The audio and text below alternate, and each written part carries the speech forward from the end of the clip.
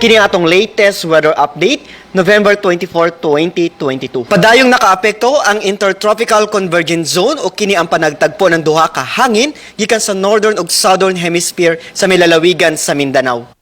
Ang weather conditions sa may Eastern Visayas makasinati na medyo mapanganoron ngadto na sa madag-umo na kalangitan ug naay katag-katag na mga pag-ulan ug kini mga pagpangilat ug pagpanugdog. Magdala kini usahay kusog na mga pag-ulan na posible ang flash floods or landslides ilabi na sa mga vulnerable areas.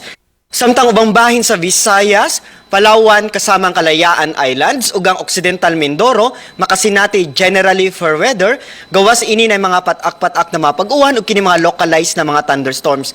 Padayon ta mag-monitor sa ta mag-i-issue ng mga thunderstorm or rainfall advisories kasama na ang color-coded na heavy rainfall warnings. Para sa atong mga dugang detalye, bisitaha to mga official social media accounts kini si Jomar Eclarino gikan diri sa DOST Pag-asa Mactan. Maayong adlaw og keep safe everyone.